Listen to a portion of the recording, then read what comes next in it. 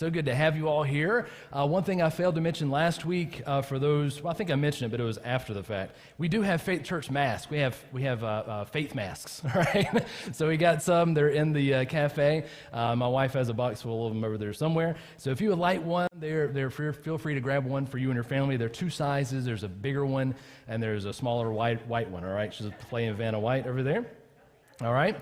So, make sure to grab those whenever you feel like it. Feel free to get up and walk around. We don't put much on here at Faith Church, so if you feel like you need to get up at any point or need to walk around, nobody's going to look at you weird or say you're crazy or whatever. Nobody cares, or I hope they don't. I don't, so I hope they don't either. All right, so feel free to move around. We don't have any coffee or hot chocolate yet. We'll slowly start to work that back in, but you can still get up and walk into the cafe if you just need to stretch your legs or feel like you just need to do that. Whatever, you feel free to do that. You at home, feel free to get up whenever you want to. I don't know what you do, but feel free to walk in circles if you have to be able to hang with us today as we get into our topic, as we get into our minute of discussion, or a few minutes this morning. We got a new series called Characters of Easter. Can't wait to start that because we're only just a few short weeks away from Easter. Everybody ready for Easter? Man, that just always sneaks up. It feels like we celebrate Christmas for like 3 months, and then we get to Easter, and it's like, oh yeah, that happens like next week, right? And I just always have a bad time about keeping up with it. So it's coming. It's coming soon. So to get us ready this morning, I want us, as always, to kind of enter into a question together, to kind of think through something. This is a little bit, I don't want to say necessarily personal, but maybe take a minute to think on this more than usual. I want you to recall one time you may have blown something that you thought was a sure thing. All right, that can be a recipe, that can be a game you were playing with somebody, that could be a work project, it could be a relationship, all right? It could be any of those things. And one time, we're trying to think of one time that you had a sure thing going and you did something or said something or something happened, maybe you thought it was outside your control, and you just totally blew it, right? It just completely fell apart, all right? So think about that. We're not going to ask you to answer just yet online, though. Make sure you are responding there in the chat section, whether on YouTube or Facebook, and we want to hear from you. We want to welcome you in. As a matter of fact, we want to welcome everybody. As you're new here, whether physically or online, we thank you for joining us. We can't wait to share this rest of the Sunday morning with you. It's such a pleasure to do so. So make sure if you are online that you like or love a comment we're going to post in the chat section. If you're in person, hopefully our Welcome Connect team has greeted you, but thank you for being here. If it's your first or second time, we love our first and second time guests, but we don't want to make you feel weird, so I'm not going to call you out. So I just appreciate you being with us and sharing your time with us this Sunday morning, and I hope you have a great experience as we get into the message this morning. As you're entering in and making sure that if you have kids, we have Faith Kids for those online. If you have children who want to come, we have kids group downstairs. Faith Kids is an awesome experience, and we have a great serve team down there that is taking care of those children and doing a wonderful job. It's COVID friendly. It's a great experience. So we want you to bring your children whenever you want to, and to be able to have fun with them down there as we enter in and have a great time up here as well. All right. Okay.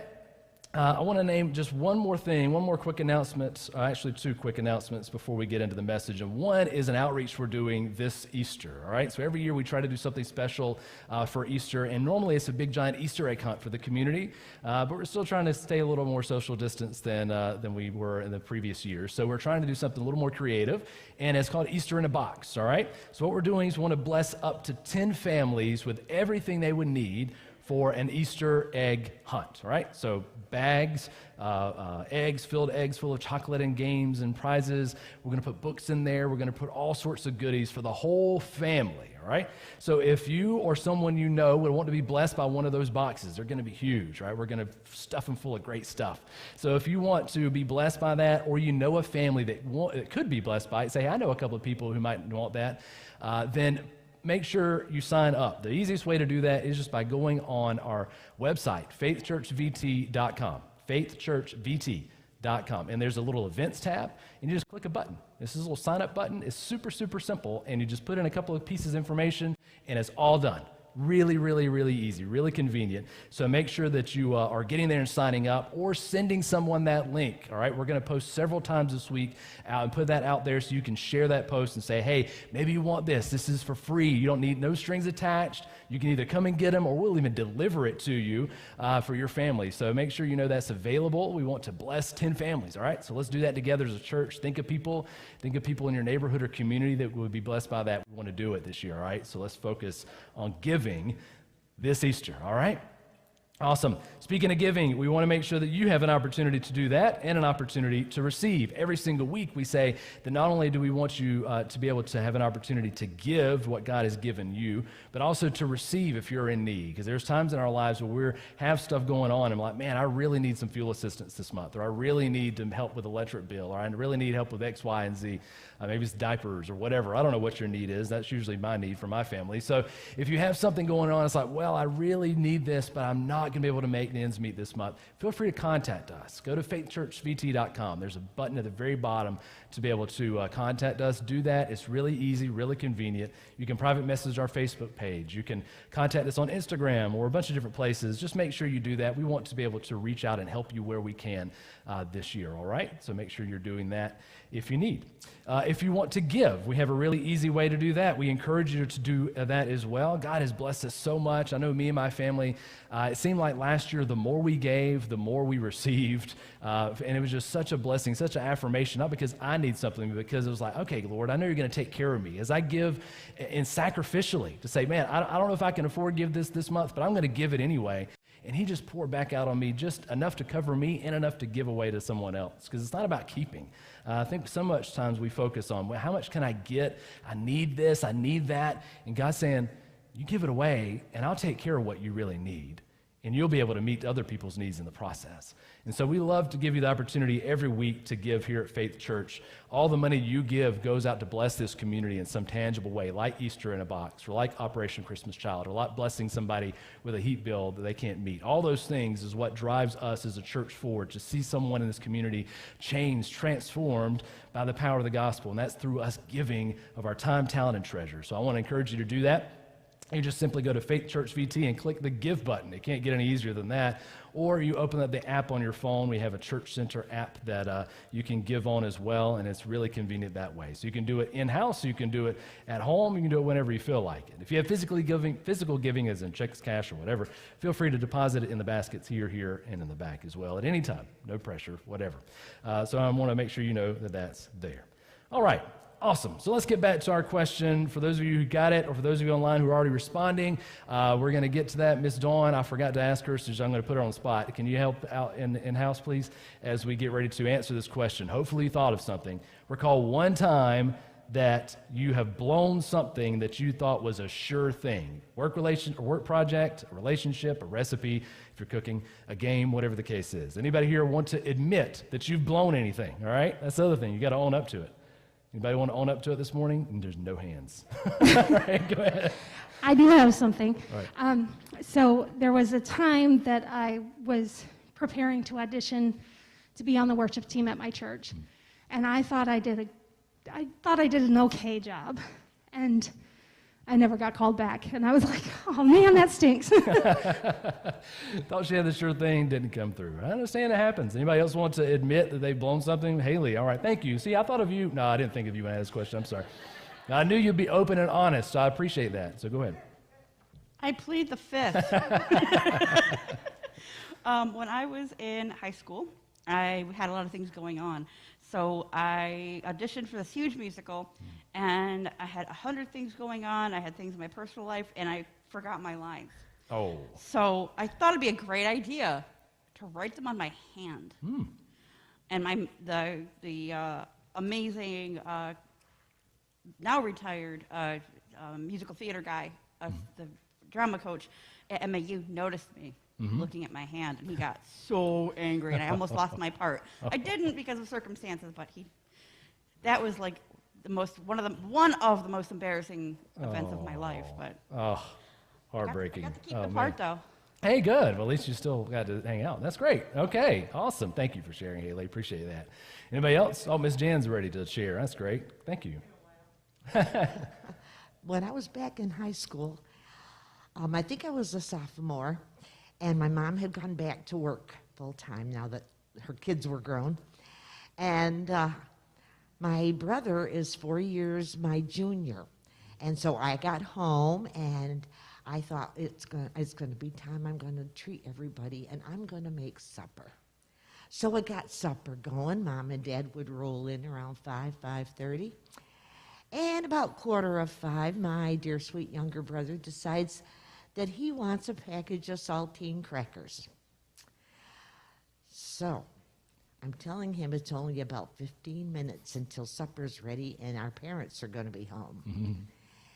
And my brother would not give them up.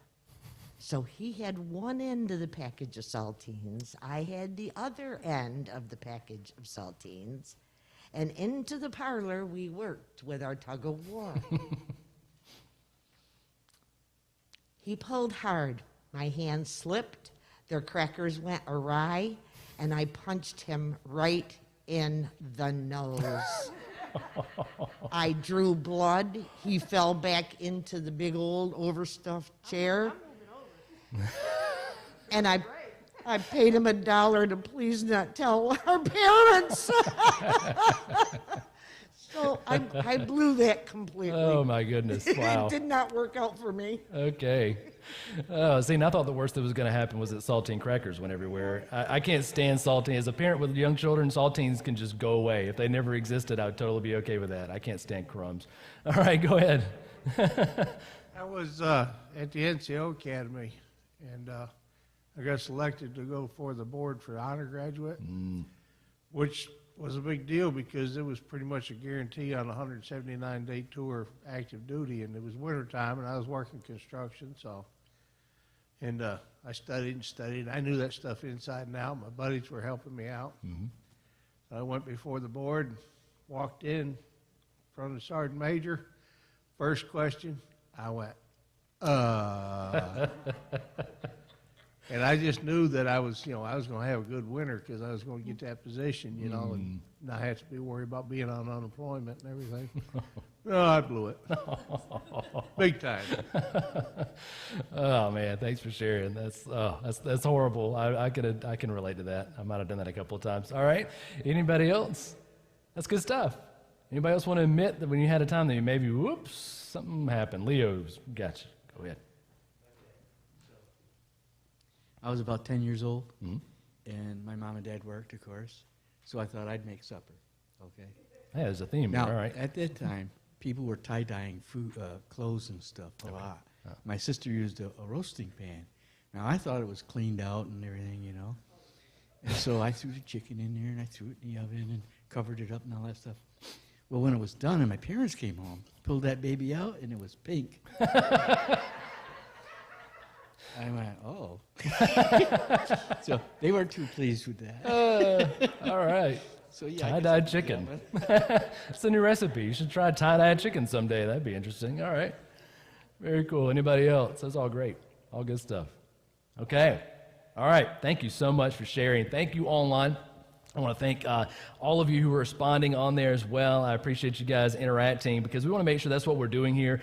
Every Sunday morning is not just about me talking to you. That's not what we're here to do. It's about us engaging with one another, right? And this is part of it, sharing life together, right? And so I thank you for being open and honest because it's not easy to admit that you've blown something, is it? That's one thing you want to forget. Now, as I was writing this up this week and as I was thinking through that question for myself, I had to think long and hard about that. As my wife will attest, I have very selective memory, all right? Very, very selective. I have no problem remembering all the good things in my life that ever have gone on, but for some reason, I don't know what it is, there's all these little bad things that just kind of slip my mind. I don't even know they existed. I'm like this, everything was fine. And then my wife will remind me, no, it was not. All these bad things were happening. I'm like, oh, I must just kick that memory to the curb. I don't know. So I had a hard time thinking about this week, but I did able to come up with at least one infamous moment in my life. I was 16, and my dad, my grandfather, and some of my uncles and I were going out for a paddle. We were going out to canoe. And this was central Georgia, and so we were going out. It was the middle of summer. It was great time. I love being on the water. I love paddling. And I'd gone out a number of different times before this with my dad, usually him in the back of the canoe, and I'm in the front, and he's kind of doing all the steering. But every once in a while, he let me slip to the back and it's kind of teaching me the ropes. Well, for my 16th birthday, he gave me this new beautiful 13-foot solo canoe. It was gorgeous. I still have it. It doesn't look gorgeous anymore, but I still have it from when he gave it to me. And I love that boat. And I was like, oh, I can't wait. We're going on this big trip. We're going to go out for a couple of days. I can do it all by myself, right? I'm 16. I can drive a car. I can surely paddle a boat, right? This has got to be easy. And so we go out, and we're going out and paddling. And, as far as I'm concerned, at 16, I'm a master. I can do anything, whatever, however, whenever. Just tell me what to do. I got it. And so as far as this paddling thing was concerned, I got it down, right? I can do whatever you want me to in a boat, no problem. So we get on the water for the first day. The water was running pretty high because it would have been some pretty heavy rains, and there were some deadfall trees over the water. And so it was a little tricky, but we all were managing okay, and I was doing great for the first day.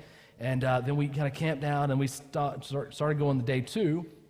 And then day 2 was going great until we got to this one section of the river that was a little tighter than the rest, and they had this big deadfall tree over the river there.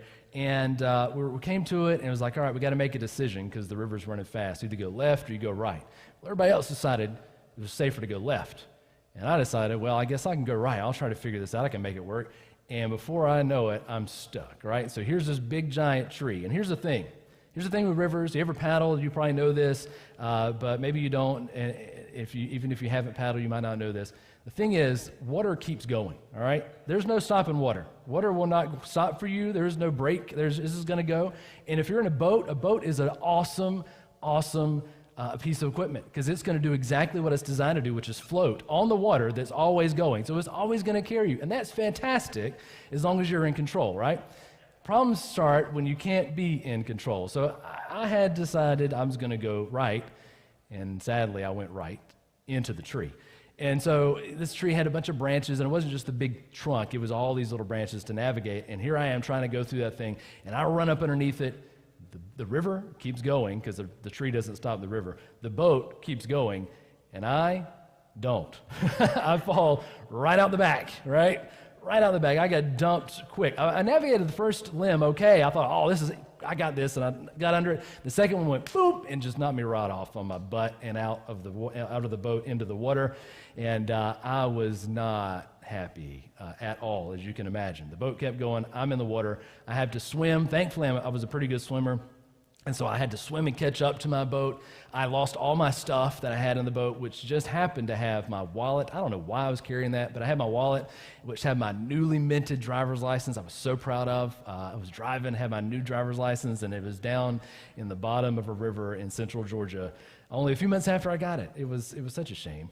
And then, not only all that, but then I had to get out of the water with my boat and stand up and just be totally embarrassed in front of all these men in my life who I had said, I got this, and I'd done great, and everything was working wonderful, and then I get dumped and just completely embarrassed.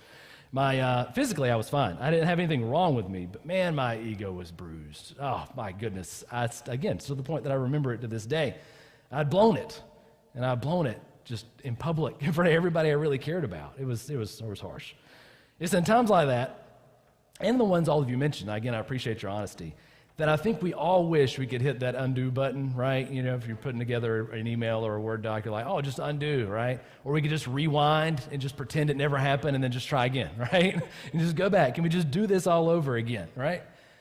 I think we've all been there. I think if we're honest, some of us today may be still kind of hiding some of that shame from whatever experience you've been in that moment, right? Maybe it's something that happened recently, or maybe it's a long time ago, but you know that somehow it still eats at you, especially when it's in dealing with people, right? With the relationships or a work project. You kind of carry that shame along with you. You're kind of embarrassed by it even years after it happens. No one needs to tell you did anything wrong, right? When you're in that moment. But you wonder, you're like, man, could something good come out of that? Is there any hope for me coming out of that bad situation, from that mistake I made, that total screw up, that big time I blew it? Is there a way back to before? Is there hope of redemption?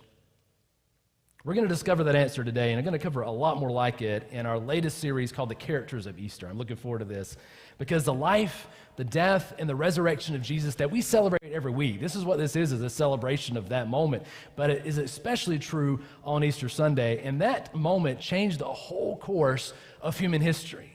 But not only that, it changed the lives of those who were around Jesus when that history was being made. The stories of the crowd of characters that surrounded Jesus, I think, are so important to remember, but not only just to remember, but to be reminded of, to retell them, because their stories can change our stories, right? Their stories of how Jesus entered into their lives and changed everything can enter into our lives, and that experience, that story in his life can change our lives. So for the next 4 weeks, we're going to dive into the stories of 4 different characters of this, the greatest nonfiction story ever written. One of the most poignantly written stories is the story of Peter, a follower of Jesus who blew it big time. Does he have hope? Does he have hope of redemption? Is this failure final in his life? That's what we're going to explore this morning. So let's get into it. The beginning of Peter's story is kind of a lot like mine in the fact that you see him most often in a boat, all right? Everywhere you read, he's kind of out doing something. Now, he's not just paddling in a river for fun, but he's fishing on a lake for a living. And also like my story, he wasn't quite 16, but he's probably in his young 20s by the time we meet him in the Bible. And so he's a young man who likes to fish. He's incredibly industrious, though. By the time he's in his 20s, young 20s, he's already married, right? And he's not just fishing for fun. He's got a commercial business. He's out there with partners. He's got lots of boats. He's got employees. He's got friends and family working with him and for him. He's catching and selling fish all over the whole country, all right? This fish would go all over the place. He was a big deal, right? He was working. And he was a very, very, very hard worker. Not only was he young, not only was he industrious, he was always working. You often see him a couple of times, particularly you see stories of him in the Bible. He was working all night long to make ends meet, right? He's got to provide for his family. So he'd be out fishing. If there's no fish, he's going to stay out there and fish until he gets something, right? He was always working very, very hard. And he was also pretty bold. And he often spoke a lot faster than he was thinking, right? He would call it like he saw it. Sometimes even would have been better to keep his mouth shut. So he was young, he was a hard worker, he was industrious, he was outspoken and brash. Sounds a lot like a lot of folks I know around here, right? You know anybody like that? Right? Hard workers, like to speak their mind. That sounds a lot like people I know around here, right? Maybe it's familiar. What may not be familiar to us is that he was born in a country ruled by another country. In his case, he was born into the land of Israel that was ruled by Rome, right? And they were conquerors. And they had taken over his whole country. Everything that his family and heritage had was ruled by someone else. Now, Peter's family, like many in this time and age, were very religious. And they knew the scripture, and they knew that God had told them that a Messiah would come, that a promised king would come to liberate them from the conqueror, the oppressor. They would bring them back politically and religiously to being restored to the way it was when the good times were rolling, right? To the times when King David were ruling. And so they were looking for this new Messiah, the person that would come and deliver them from their mess, right? To deliver them from their conqueror. And during their lives, they had seen people come and go who claimed to be this Messiah. And usually they went at the end of a rope because, see, they were exciting rebellion against Rome, and Rome didn't take too kindly when people stood up against them, and so they would kill them pretty easily, pretty quickly. So these people were looking for a hope, but they didn't quite see it coming, right? They kept thinking, oh, is this the one? And that one would die. And like, oh, that's not it. When are we going to be liberated? They kept looking for the real thing. In the meantime, they worked.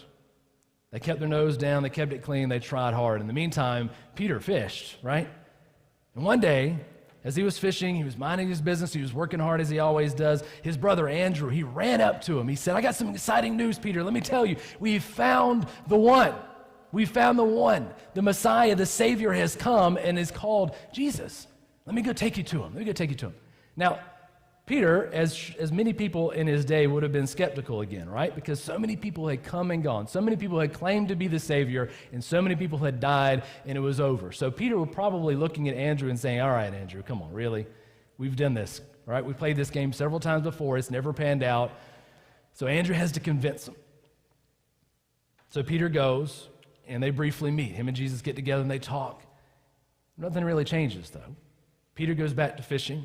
Jesus leaves and moves on with his ministry, and life seems to go on for the next few months as usual. As Peter's working, he keeps seeing and hearing Jesus as Jesus comes and goes through the area, and he kind of watches him off in the distance while he's on his boat, and he sees and hears Jesus doing some incredible miracles, and he's like, man, this guy seems different, but he's not quite sure if he's the one or not. He wasn't quite ready to give up everything for this man just yet.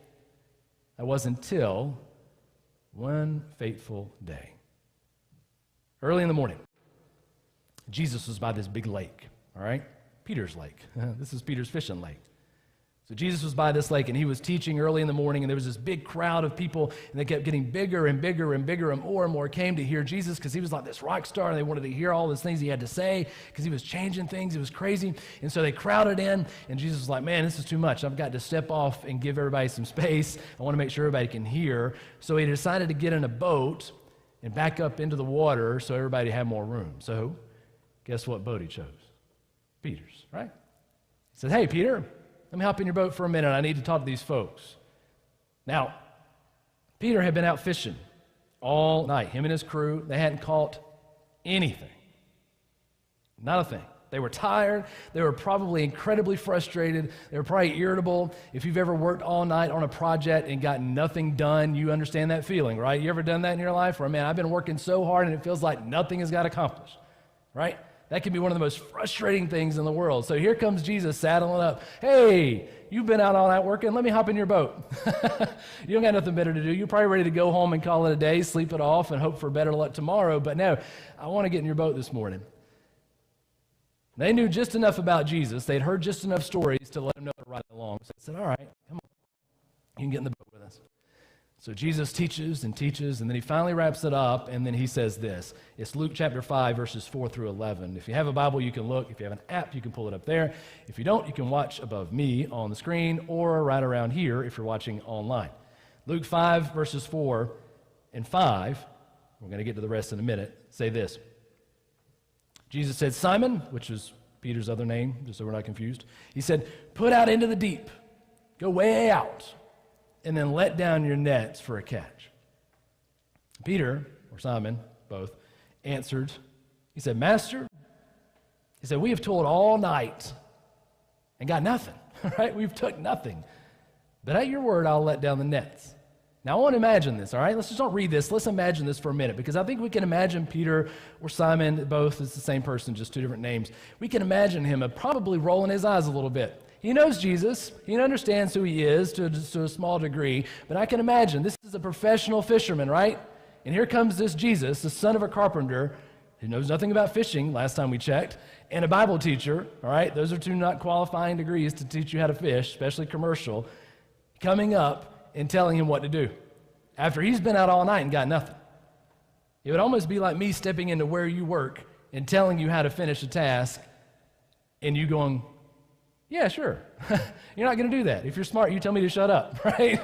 I'm not going to go to Walt's work and hop in the truck and say, hey, Walt, why don't you shift another gear this time? Maybe it's going to work better for you. You're going to be like, hush and mind your business. I know what I'm doing over here, right? That's what you would do. And you'd be smart for doing so because I don't know a thing about tread driving, right? So Jesus gets into this professional fisherman's boat and say, hey, why don't you go out there? Peter's like, we didn't take anything. There's nothing here. If there's a fish in this lake, I would have found it. It's my job, right? He says, fine, I'll give it a shot. Why not? So they get out. Verse 6 says, when they had done this, they enclosed a large number of fish, and their nets were breaking. There was so much. And so they signaled to their partners, verse 7 says, in the other boat to come and help them. And they came, and they filled both the boats so much they began to even start sinking with so many fish. Verse 8 says, but when Simon Peter saw it, he fell down at Jesus' knees in the boat, and he said, depart from me, for I'm a sinful man, O Lord. Verse 9 says, for all who were with him were astonished. They were just blown away at the catch of fish they had taken. And so also were James and John, the sons of Zebedee, who were partners with Simon. And Jesus said to Simon, he said, do not be afraid. He said, from now on, you'll be catching men. And when they brought their boats to land, at that moment, they left everything, and they followed him. On the surface, this doesn't seem like it'd be enough to convince Peter and the rest of the fishermen. We got to remember, again, these are professionals.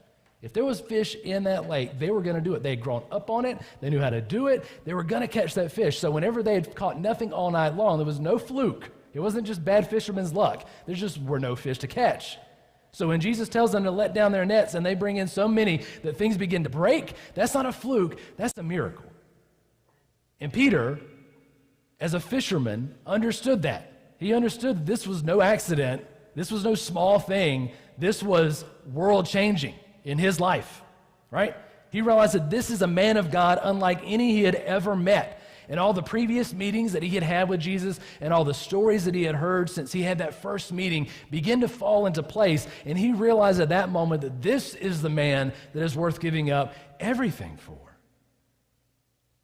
Now, I want you to notice the faith journey so far, right? Peter is not just, we read it and you think, oh, well, Jesus did this great miracle, and Peter said, whoop, that's great. I'm going to go up and leave this and follow this guy wherever he goes. That's not how it went.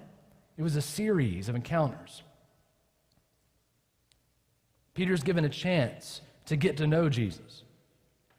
And each time he does, he kind of goes back to his former life. He says, oh, that sounds good. It really looks good what you're doing here, and I kind of understand that you're different, but I kind of go back to the comfortable, the familiar, and still fish, right? I'm still going to do this, even though I know you're different, but not quite different enough for me to follow you yet.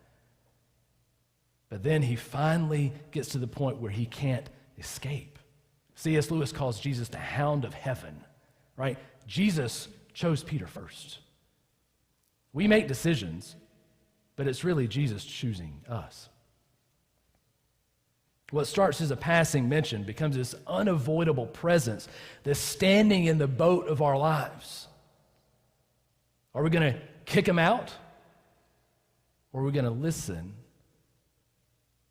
and give up everything and follow him?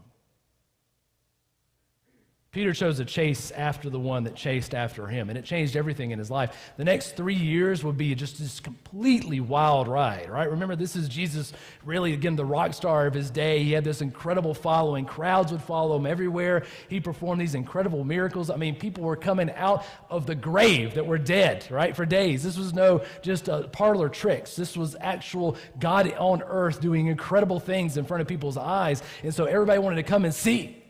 Everyone wanted to come and see. There were massive crowds. There was lots of food. Every night was another town. Every day was another moment with a bunch of different people. And Jesus was teaching and doing all these crazy things. And it was just overwhelming for Peter and the others who were following Jesus. And what they were experiencing was not just this great upswell of emotional, oh, this is great, all these good things are happening. But as they were doing that, they were running into lots of confrontations. They were running into people, particularly the religious and political leaders of their day, and they were butting heads against them. Jesus was butting heads against those people. And it was that confrontation that would be the death of him. The more he taught, the more those in power realized how much of a threat he was to their power. And see, Jesus was no dummy. He knew this. So while those powerful men plotted to kill him to save themselves, to keep their power, he was going to willingly die to save everybody. So on the last week of his life, he entered into the capital city, Jerusalem, on the week of Passover with Peter and the disciples, knowing it was going to be the week of his death. The night before he was crucified, he said this. He said, hey, I'm going to die. On the third day, I'm going to rise again, but I'm going to die first. And he said that when those people in power, when those religious and political leaders come to take me, and all of you who follow me, who claim that you're going to give up everything for me, all of you are going to run away and protect yourselves. All of you. Now remember, we said Peter was what? Bold and outspoken, right? He was brash. This is Peter. This was not some fly-by-the-night guy. He was with Jesus through thick and thin, no matter what. So we see his confidence in this moment. He says that no matter what else happened, he was going to stick by Jesus to the very end. Luke 22, 33, and 34. We'll have it up on the screen. Peter said to him in that moment, he said, Lord, I'm ready to go with you both to prison and even to death. All right, here's bold Peter. I'm ready to do this. All right, I gave up everything to follow you. I'm going to go with you to prison and even to death. But Jesus said, I tell you this, Peter. The rooster will not crow this day until you deny 3 times that you know me. Peter's quick confidence was about to set him up for an even faster failure. In the early morning before the sun rises, the Jewish leaders, they rush in. They arrest Jesus, and they take him off to this mock trial. And the disciples did just what Jesus said. They go, They all leave. They run away, fearing they're going to be next, except for two, Peter and a man named John. Now, John knows the high priest. He knows this servant girl where they're going to take Jesus to have this mock trial. And so he convinces Peter. He says, hey, we're going to go find out what's happening to him, right? You said you wanted to find out. You said you wanted to follow him. You said you're going to stick by him. I'm going to get you in so you can do that, all right? So they go together. John goes in because he knows the servant girl, and then Peter hangs out by the door because he's not known, so John's got to do some convincing. So Peter waits outside the door in the courtyard. Now, in this moment, Peter could run away, right? Because Peter's not just going in to stick his neck out for a good friend and get a slap on the hand. He's going in to put his life on the line. Every step he takes closer to Jesus is another step closer to potentially his own death. And so he's standing outside the door to this courtyard, and he's about to go in, but he has in that moment a decision. He could run away. He could say, you know what, that's fine. I don't want to be bold. I'm going to step off, and I'm going to go back to my old life again. But John gets the servant girl. He says, hey, can you open this door for my guy? I know this guy outside. Can you just let him in? And Peter agrees to go in. Peter steps closer inside to the courtyard. But now he's got a problem, because now he's stuck. He's surrounded by people who want Jesus and those who Jesus associates with to be silenced at whatever costs.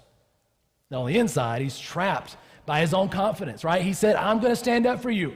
And then by his own fear, which says, I'm ready to get out of here. I'm not ready to die today. Will he be bold, Peter? Right? Ready to sacrifice and suffer alongside of Jesus? Or will he be cowardly, Peter, who suffers from his shame? John 18, verses 17 and 18 say this. Again, it's going to be up on the screen or in front of you watching online. The servant girl at the door said to Peter when he comes in, right? He's stepping in. He says, you also are not one of this man's disciples, are you? Are you with him? The guy that's at the center of all this crazy mess, he's about to get killed. Are you with this guy? Peter says, I'm not. Not me. Strike one. Now the servants and the officers, they made a charcoal fire because it was cold. And they were standing around, they were warming themselves. And Peter also was with them. He was standing and warming himself. And I imagine maybe he was warming himself up to the idea to be bold like he said he was going to be, right? He was bold in the moment, right? The night before, I'm ready to die with you, Jesus. In the moment of trial, in the moment where he can stick his neck out, is he going to? He's already denied him one time and say, well, I'm going to stand by this fire. Maybe I'm going to build up my confidence. Maybe I'm going to be bold enough to walk into that trial and say, I'm with this guy. I'm ready to die just like he is. You're going to kill him, you're going to kill me. Verse 25 says, now Peter was standing and warming himself, and so the people around, right, he's surrounded by people who aren't Jesus followers, surrounding the fire, said, hey, you also are not one of his disciples, are you? You with him? He said, no, not me. Not me. Strike two. Now, every time Peter opens his mouth, I want to put this in context. Every time he opens his mouth, he's not only denying Christ, he's really denying who he is. Because, you see, Peter wasn't from here. He wasn't from Jerusalem, right? It's like me coming up here and talking to you and saying, yeah, I live in Pownal. Well, you don't talk like you live in Pownal, because Peter wouldn't have sounded like people from Jerusalem, right? I'd be like a southern boy going up to Manhattan and saying, yeah, I grew up right down the street. I don't know what y'all's problem is. I'm from here, right? No. So every time he's opening his mouth, he's not only saying, no, I don't follow this guy. He's saying, I'm not who I really am or who I've professed to be these past 3 years with Jesus. And it's just his life, he's in turmoil inside. He's all churned up. He denies him the second time. Strike two, right? One of the servants of the high priest, a relative of the man whose ear Peter had cut off, that's another story, said, did I not see you in the garden with him? Peter again denied it. Strike three. And at once a rooster crowed. The rooster and the fire. A sound that Peter would have heard growing up time and time again, every morning, in a place of warmth and connection that was just a constant in his life. Both would never be the same again. Every fireside meal, every morning crow would be a reminder of his failure and his shame in that moment. Big, bold Peter, I'll go to prison, I'll die for you, whatever you want. I'm there. Are you with him? No. Are you with him? No. I'm not that guy. No. No. 3 times. Failed 3 times. I just blew it once. He blew it all 3. Every morning, every fire, every rooster would be a reminder he had screwed up. He had blew it in the biggest way. Fear can lead us to failure in our lives, just like Peter. If you haven't had that moment in your life, you will. So when you get there, when you've blown it in such a large degree, especially when it comes to relationships like Peter and Jesus, and now you're stuck, you've messed up. You have damaged something that seems to be irreparable. Is there hope? Is there a way back to the way it was before? As he left that fire, shamed and embarrassed by his failure, Jesus was led away to be crucified. And if Jesus were a mere man, another failed revolutionary, that would have been the end of his and Peter's story. And I wouldn't be up here retelling any of it.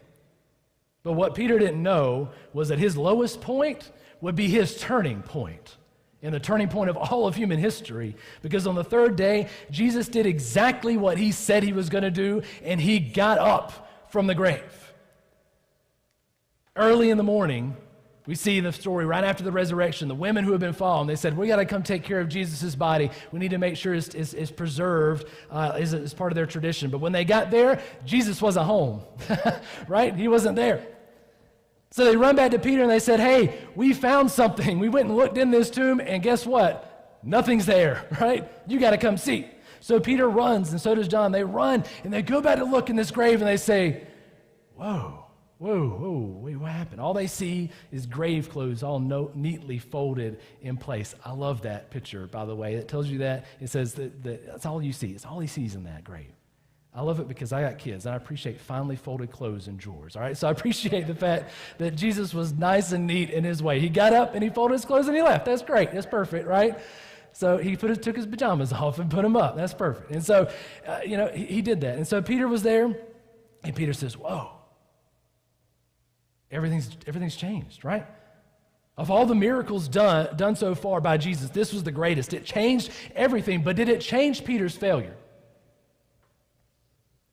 Oh. Peter was obviously excited at the moment because Jesus had won, right? Death wasn't the end for Jesus, which means it wasn't the end for Peter, but he still had to face that failure. Now that Jesus had actually risen from the grave, now actually his problem was kind of compounded, right? Because now at some point in his life, he's going to have to face the man he had publicly failed.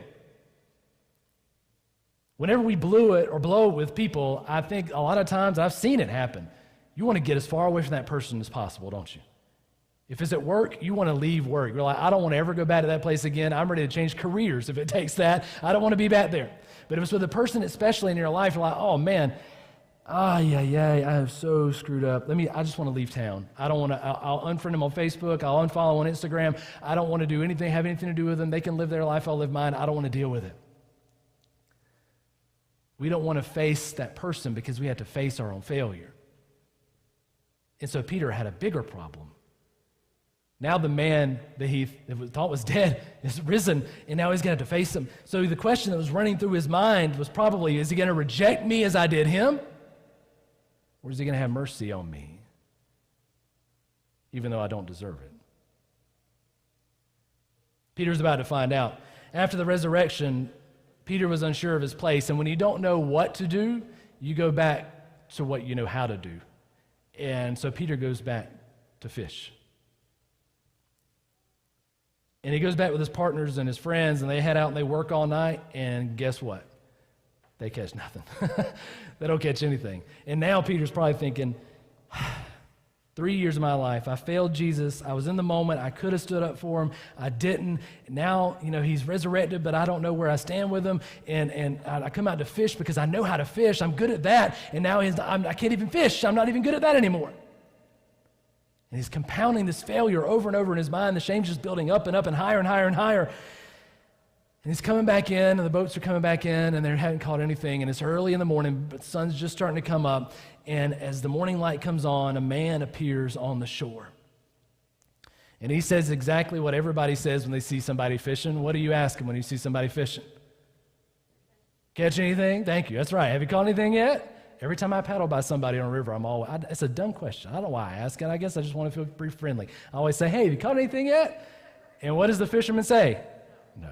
Right? Most of the time, no, they're out biting today. I hadn't caught anything. Maybe this other spot will be right. It's the same story every time. I could retell it. I can play the conversation before I have the conversation, right? So here's this man on the shore, and he yells out, hey, you caught anything yet? And they're about 100, 150 yards off, so he's got to yell, all right? So, caught anything yet? And the fishermen say, Peter and the disciples, no, we hadn't caught anything. And the man says this, he says, hey, why don't you throw your nets on the other side of the boat? And I'm sure they were like, you don't think we've been on both sides of this boat already? I think we know what we're doing, right? We've already done this. We've been out all night. We hadn't caught anything. Well, why not? That's one more cast. What's one more cast going to hurt? So they throw it out there, and they haul in so many fish that they couldn't even barely bring them in. The boats begin to sink again. John, who was fishing with Peter, just like that first day many, many years ago, catches on first. He says, hey, that guy's yelling. That's not some random guy just wondering if we fished anything. That's Jesus. That's got to be Jesus, right? It's the same thing. Come on, everybody. We went through this story already, right? This is Jesus. Now, presumptuous Peter, he hears and does what he does best, which is act before he thinks. And so he puts on his clothes because he's stripped down. He puts on his cloak, and he jumps off and just dives into the water. And he swims 100 yards to shore. Now, he's, again, fisherman, great swimmer, no problem swimming, right? So he takes off and swims 100 yards to the shore and leaves everybody else. I appreciate this. He's so excited. He's like, all right, I'm not even thinking about my failures. Like, oh, there's Jesus. Let me go see him. And then he jumps in and swims. And everybody else is like, hey, well, I guess we just got to haul these fish in by ourselves. Thanks, Peter, for leaving us high and dry over here, right? Let me haul these nets in. And so Peter's gone. And I'm sure the more he swam, because it's a long way, the more he started thinking, well, what am I going to say when I get there, though? I mean, I'm excited to see Jesus because, he's back, and that's great news, but what, are we going to talk about that weird thing? I don't want to talk about that weird thing. So when he makes it up ashore, he walks up and he sees Jesus sitting next to a fire. And maybe, we're not told exactly, but it's early in the morning, so odds are you might hear a rooster crow. And Peter is probably thinking, at this moment, he's going to have to eat his failure for breakfast. So they all sit down. Jesus says, come on, sit down. Let's have some fish for breakfast together. They sit down and they eat. John 21:15-17 says this. It's up here if you want to listen or read along with me. He says, when they had finished breakfast, Jesus said to Simon Peter, he said, Simon, son of John, do you love me more than these? He said to him, yes, Lord, you know that I love you. Jesus said to him, feed my lambs.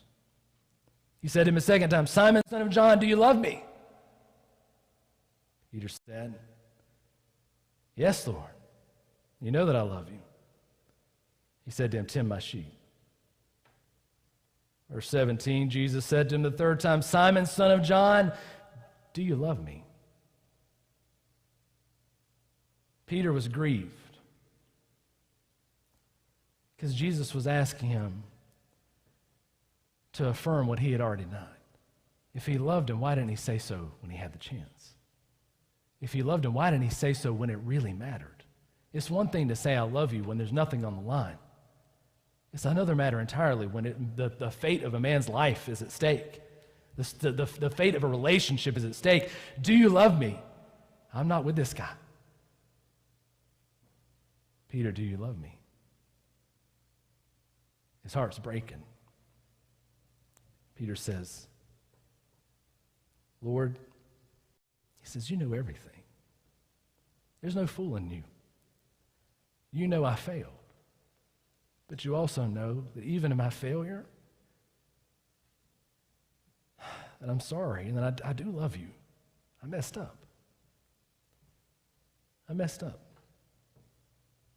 And Jesus said, feed my sheep then. 3 times, Peter had failed Jesus. And 3 times, Jesus restored him. Jesus could have said, I don't want to see you ever again. Jesus could have embarrassed him. Jesus could have said, Peter, it's too late. I don't want people following me who don't really mean it. I don't want people following me who run away when times get tough. I don't want people to say they love me when it's convenient. Go home. 3 times he says, do you love me? Yeah, I love you. Then do what I called you to do the first time. Love me. Follow me with everything you've got, and love those in your life that maybe have rejected you or that you have rejected. Feed them. Don't make it about you. Make your life about me and about them. 3 times Jesus restored him, he redeemed him, and he recalled him to his purpose. See, our failures don't have to be final. He took Peter, a man who was broken, a man who was ashamed, a man who wanted to be strong, a hardworking, industrious, brash, outspoken young man who had it all under control, who knew who he was, who was confident in his being, who was a great fisherman, a great husband, a great man who was ready to do everything, who had failed, blew it in the biggest of fashions, who was shattered and broken. And Jesus said, I'm going to take you, I'm going to forgive you, and I'm going to make you who are weak, I'm going to make you strong, stronger than you've ever been. Not in your own strength, but in mine. He takes us in our weaknesses. He takes us in our failure and makes us strong. Makes something good out of our nothing good. So if you're here this morning and you have maybe had a conversation or two with Jesus like Peter had, but in moments of decision, you've always said, I'd rather be fishing. I'd rather be doing whatever. I'm not ready to do all this just yet. I'm not ready to go all in with you, Jesus, just yet, because that means an awful lot, and it does. It will cost you everything. It's not cheap. It's priceless. And so if you want a life lived on purpose, with a God that loves you even when you fall on your face, every time you fall on your face, and it simply comes by calling out to him, by praying to him, by saying, Jesus, I know that you lived, died, and you did rise again, that it's no metaphysical act. It's your physical body risen from the grave. And in that moment, you have proven that you are God, and that means you have authority over me. That means I am not. And that means I want to give everything up to follow you because you have given up everything for me. So we're going to let you, or I'm going to give you, rather than let you do anything, I'm going to give you the opportunity to have that moment with Jesus, to open up to him, to be honest, to follow him today in just a minute. For believers, I want us to take some time this morning to identify an area of our lives where we failed. It could be a relationship. It could be in our faith. It could be in our family. It could be in our job. Whatever the case is, one thing where you're like, man, I have blown it, and there's just no going back. I can't go back. We all have them. It might take us a minute to remember them like me, but we all have them. Think of an area where that shame is lurking. And we need to answer this question this morning. Are we running away from Jesus, embarrassed that we blew it? Or are we coming back to the fires of our failure and finding the forgiveness, restoration, and hope that can only come from him? And then are we carrying it to those we have hurt? Let's think and pray on that this morning. All heads bowed, all eyes shut. For those of you online and in person, again, I wanted to say, here's your opportunity. Peter had several chances in his life to respond to the call of Christ, to follow him, to go all in on Jesus. It cost him everything. But it gave him everything too. More than everything. Anything you could imagine, he was restored and fulfilled to him as he led a life that was like no other. If that's you and you're ready to give up and give in to Jesus and live a life that's out of this world, amazing. It's unlike anything you may even think it is. Here's how you do it. You simply pray. You simply call out to Jesus and say, Lord, I'm a sinful man or woman. I've messed up. I've blown it more times than I can count. I don't tell anybody, but I know it. And you do. And yet, Lord, I hear that you forgive me, that you restore me, that things with you can be made good, and that you're going to help me make good with others. I don't know how that's going to work out, but I want it. I want a life like that because I've failed on my own. Lord, help me to follow you with all that I got. Never let go, no matter what. If that's you and you said a prayer like that, you may have said that prayer before. Peter, again, had that conversation several times, but he's saying this time, this at the fire of my failure, this is the moment where I'm ready to go all in. This is the miracle of my life that I've seen a need to respond to that call and to give it all up because none of what I'm doing ain't working. And I just ask that you slip your hand up in person. I'm not going to call you out. I don't want to put you on the spot. I just want you to follow up with you after because, again, it's changed. It changes you. I don't want to sugarcoat it. Again, it costs. It's worth it. It's worth it. It's worth it. Amen. For those of you online, like or leave a comment we're going to post there. We want to follow up with you as well. Now let's pray as we close out. For everyone here, dear Jesus, Lord, we need you. I need you. Let me start with me first, Lord. I don't want to speak. I don't want to be presumptuous and speak for everybody here. God, I need you in my failure. God, I'm going to fail today. I'm going to fail tomorrow and probably every day this week. And God, I'm probably going to fail you. But God, my hope, my joy is not in my own ability. It's in the hope and promise of you, God, that loves and forgives me and restores me. Lord, I don't want to use that as an excuse to continue falling on my face. God, I want to use that as a reason to get up and try again each and every day, God, to make you proud of me. God, I pray that as a prayer over all of our lives, God, that we get up today, we stand up in here in just a few minutes, God, and we stand up in your love, knowing that no matter how many times we have failed you or failed others in our lives, that our failure isn't final, that in you, in the death and resurrection of Jesus is our hope, that there's nothing else on earth like it. There's nothing else we need. So God, let us stand boldly in it, not in our own strength, but in yours. And God, give that love out to somebody this week. God, to be restored by you in this moment, knowing that we are ashamed and have failed, but that you are wiping us clean, that you are building us up. God, and taking that love, that power, that out of this world power to others in our lives this week. Let it be real in our lives this week. In Jesus' name we pray. Amen. And amen. All right, for those of you in person, thank you so much for hanging out with us. We can't wait to see you again. We'll hopefully see you next Sunday at 10 or Thursdays at 6:30. Either way, keep an eye on our Facebook page, our YouTube page, and our webpage, Faith Church VT, for all info